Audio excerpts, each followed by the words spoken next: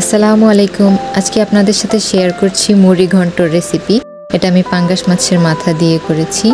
চলুন দেখে নেওয়া যাক। প্রথমে আমি লবণ হলুদ দিয়ে পাঙ্গাস মাছের মাথাগুলো ভেজে নিয়েছি। একে একে দিয়ে দিচ্ছি দারচিনি, এলাচ, গোলমরিচ, শুকনা মরিচ, তেজপাতা, কিছু রসুনের কোয়া এবং পেঁয়াজ দিয়ে ভালো মতো নেড়ে চেড়ে একটু ভাজা ভাজা করে নেব।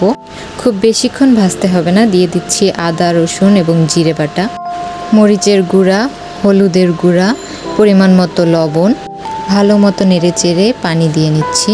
মশলাটাকে এবার ভালো করে কষিয়ে নেব। আমি আগে থেকেই মুগ ডাল শুকনা তাওয়ায় টেলে নিয়েছি, দেন ভিজিয়ে এটাকে এখন দিয়ে দিচ্ছি।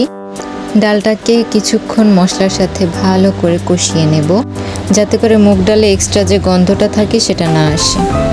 স্বাদ বাড়ানোর জন্য আমি কিছুটা টেস্টিং সল্ট দিয়ে নেব, কিছুটা ফিশ সস দিয়ে নিচ্ছি। ফিশ সস দিলে টেস্টটা খুবই ভালো আসে। দিয়ে দেব ভেজে রাখা মাছের টুকরোগুলো। ডালটাকে মাছের সাথে আবারও কিছুক্ষণ নেড়ে চেড়ে কষিয়ে নিব।